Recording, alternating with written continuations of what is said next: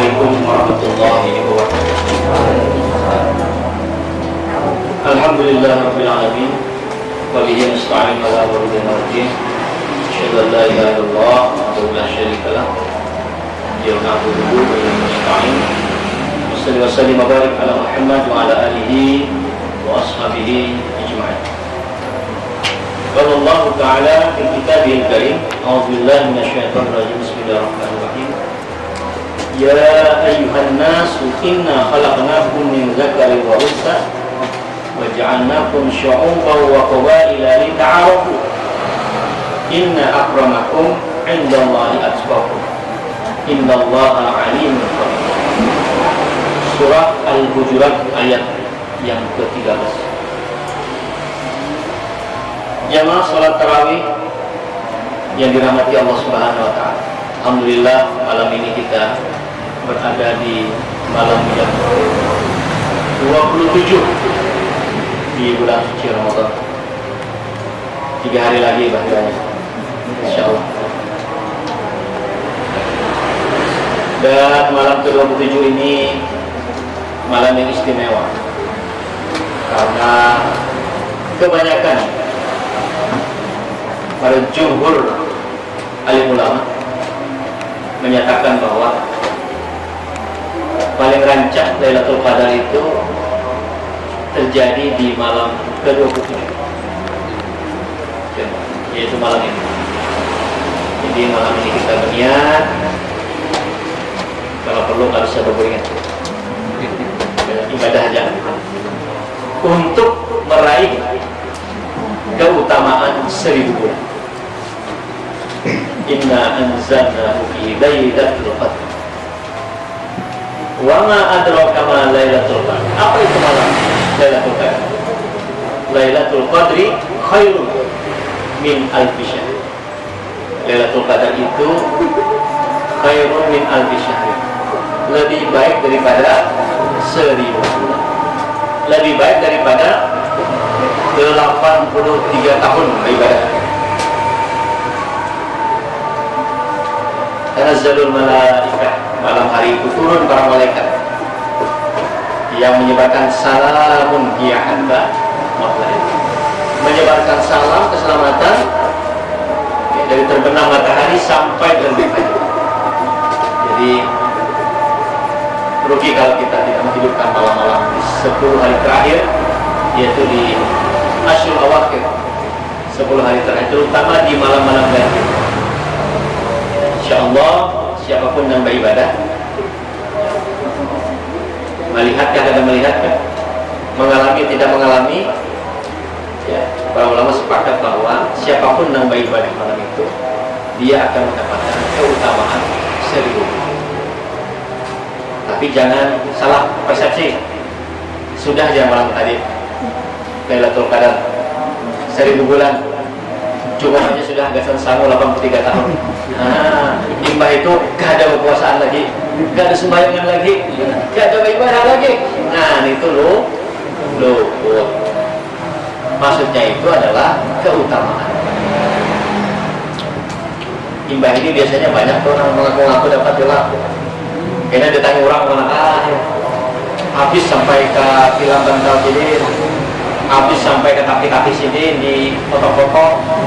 Nah, karena siapakah yang mengaku tahun ini kan pulang? Ada jalan kita sudah kamu. Nah, jazakumullah. Malam ini kita tutup aja. Kuliah 7 menit atau kuliah 70 menit. Cicak lebih berbeda. Pas menurut foto itu kuliah terserah antum. Selalu nanya kalau apa aja sampai jam 12 kita.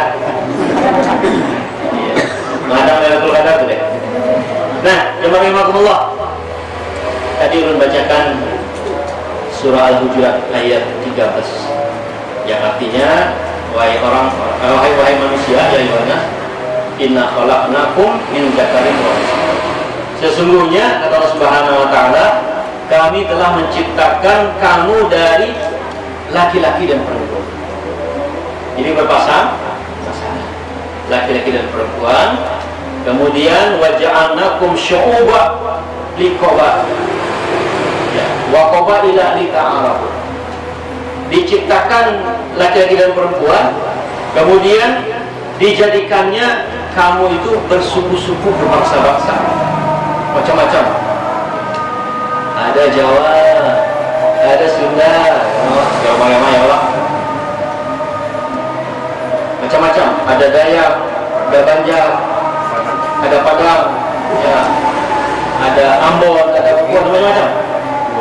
Wa qabaila lita'arafu, bersuku-suku, berbangsa-bangsa untuk lita'arafu, untuk saling kenal mengenal. Nah, semua itu sama kata Allah Subhanahu wa taala. Nah putih, nah irang, nah coklat, ya Allah, nah sawo matang, sawo buruk, sama. Nah membedakannya adalah inna akramakum indallahi atqakum. Nah itu yang membedakan. Jadi suku-suku, bangsa-bangsa, etnis macam-macam sama semua. Yang membedakannya adalah yang paling mulia di antara kamu adalah orang yang paling bertakwa. Nah, jadi orang yang bertakwa itulah yang membedakannya.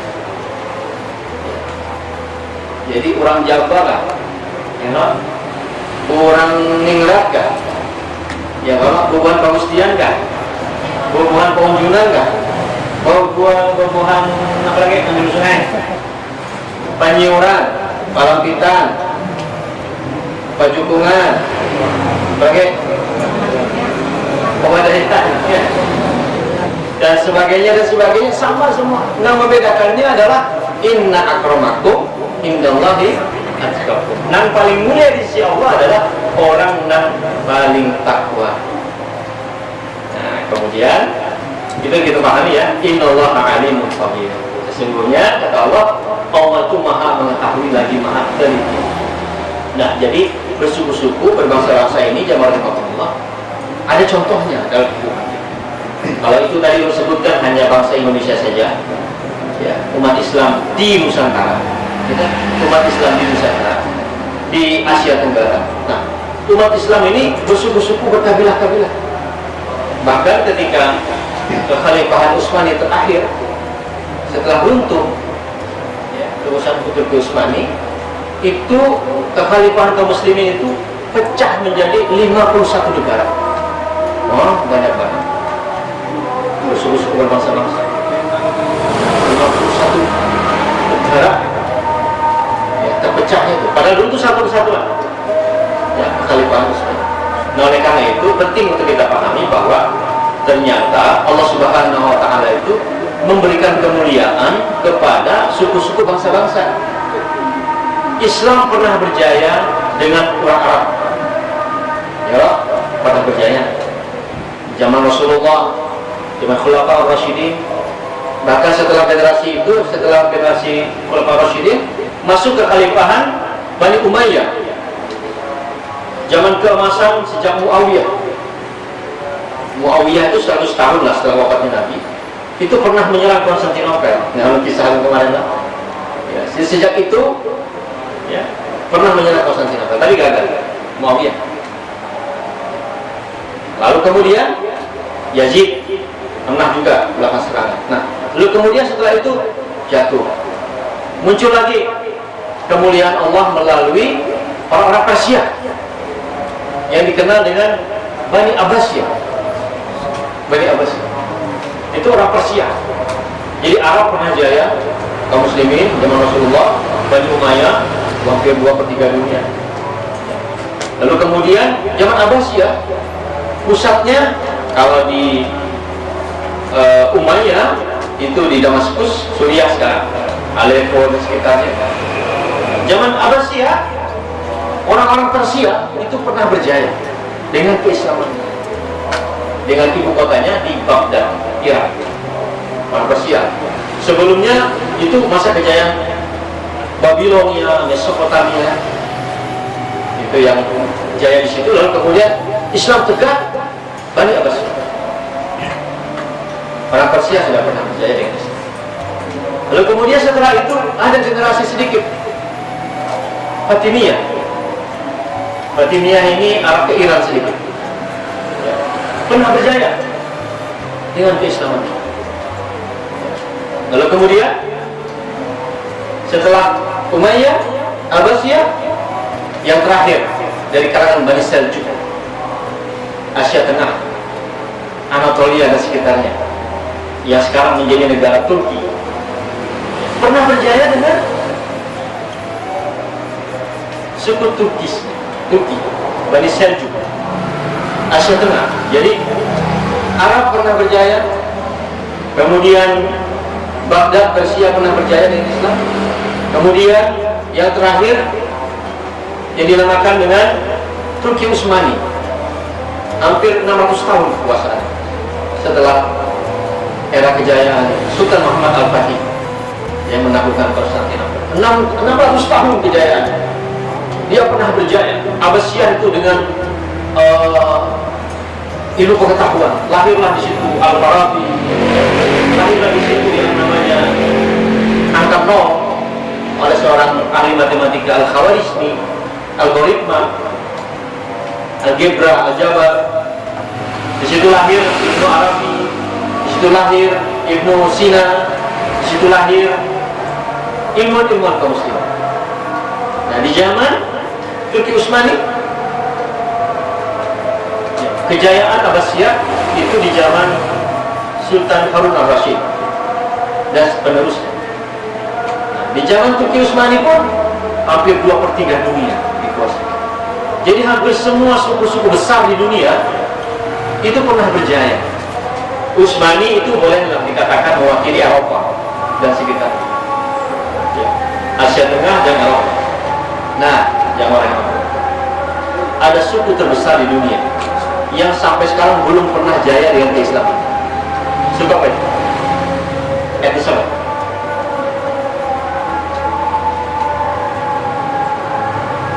Jemaah. Oh jemaah. Ada suku besar, penganut Islam terbesar di dunia. Tempatnya di Asia Tenggara. Suku Melayu. Suku Melayu itu belum pernah jaya dengan Islam. Jadi India pernah jaya di zaman siapa? Di TV Bali, Sultan siapa? Ada yang bisa tayangan?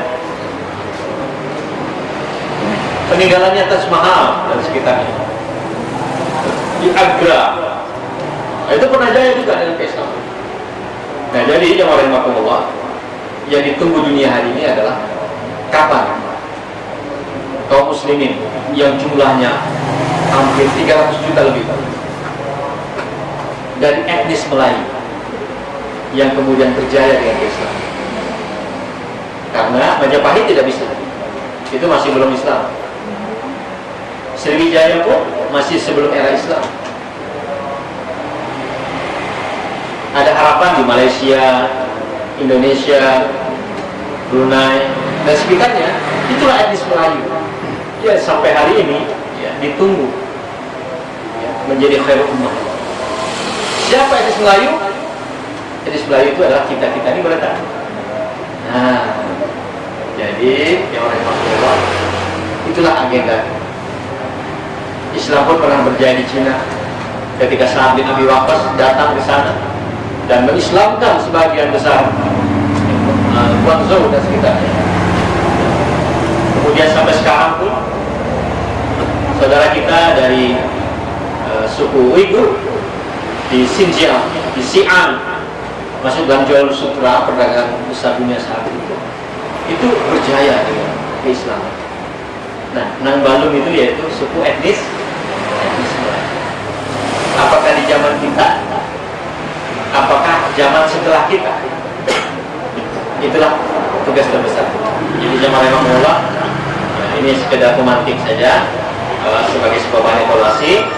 Mudah-mudahan kita yang ada di Asia Tenggara suatu saat muncul kekhalifahan dari kaum muslimin yang beretnis Melayu. Kapan itu? 50 tahun yang akan datang? 100 tahun yang akan datang, atau 500 tahun yang akan datang, atau 1000 tahun yang akan datang. Wallahu a'lam bishawab. Assalamualaikum warahmatullahi wabarakatuh.